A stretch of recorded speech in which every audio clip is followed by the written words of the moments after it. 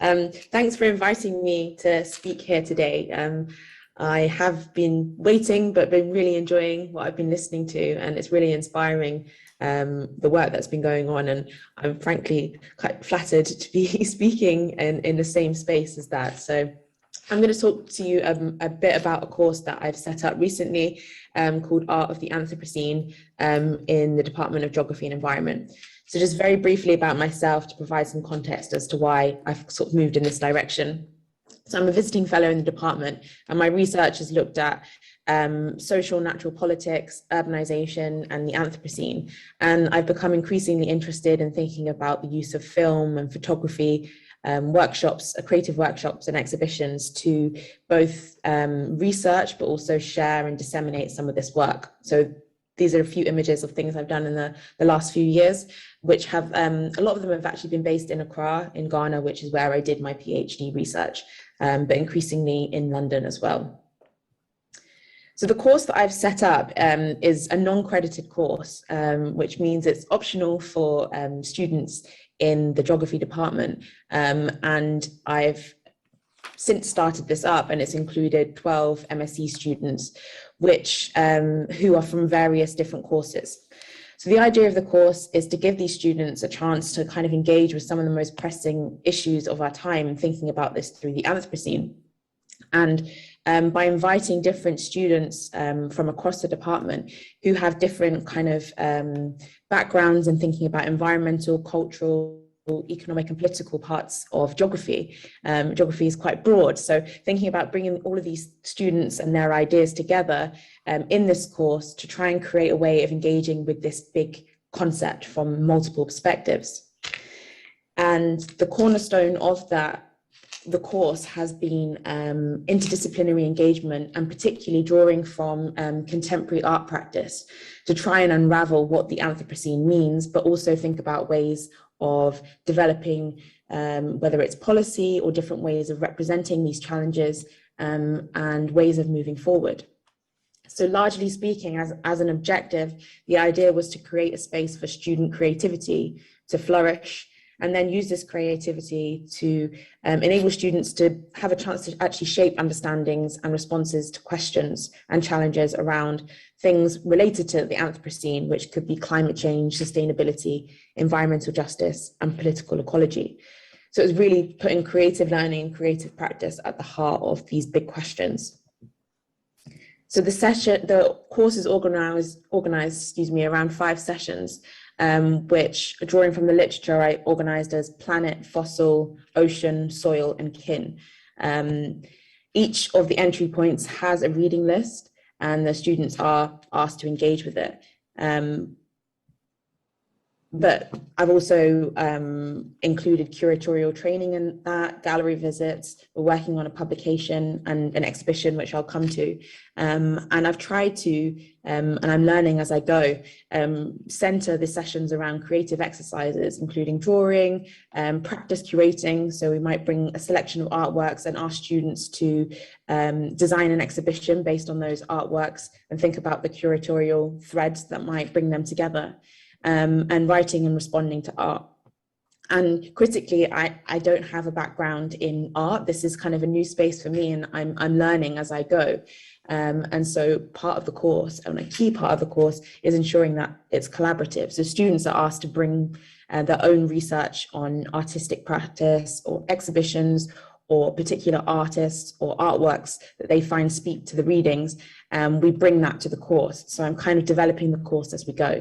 So this just gives the images on the screen there, just give a sense of some of the course materials. So we've thought about stratification and what it would look like to draw a stratification of yourself, which sounds very strange out of context, I imagine. It's also set in the context of some research around teaching and learning, which has been supported by the Eden Catalyst Fund.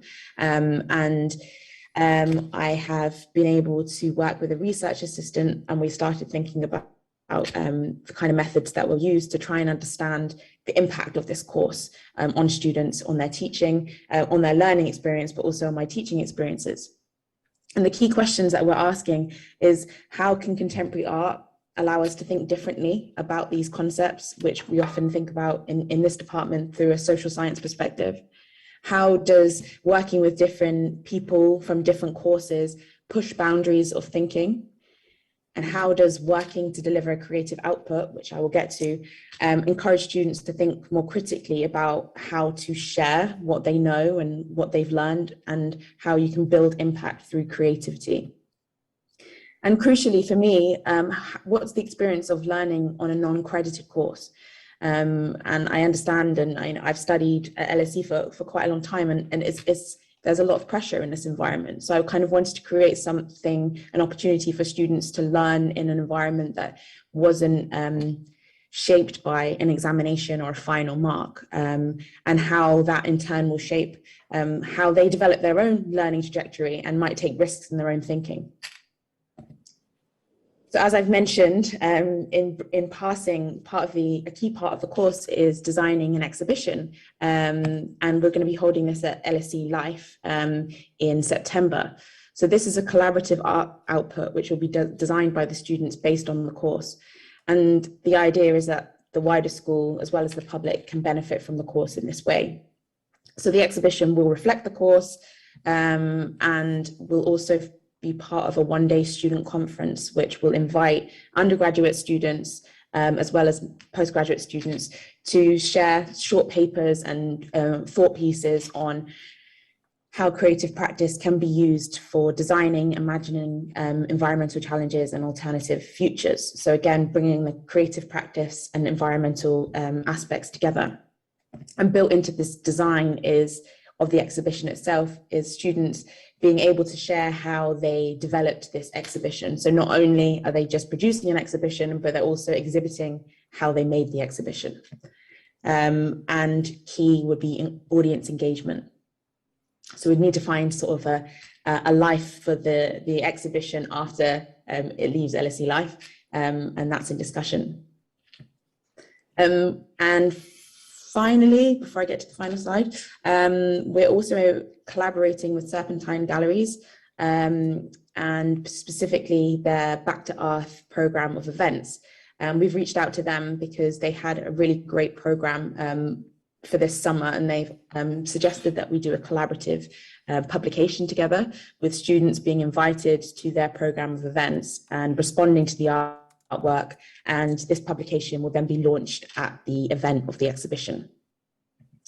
And we'll also have at the exhibition launch a panel which will include curators from the gallery as well, to engage with questions of creative practice and environmental change.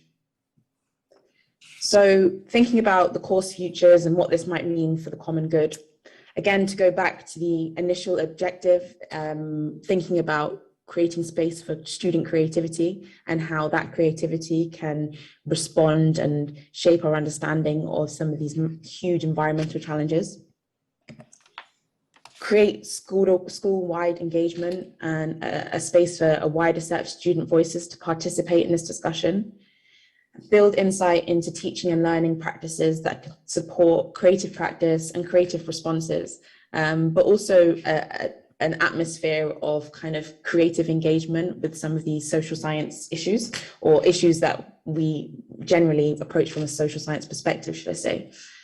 And in doing so, try and set kind of future agendas for this kind of practice in the social sciences more broadly. I'll end there. Thank you.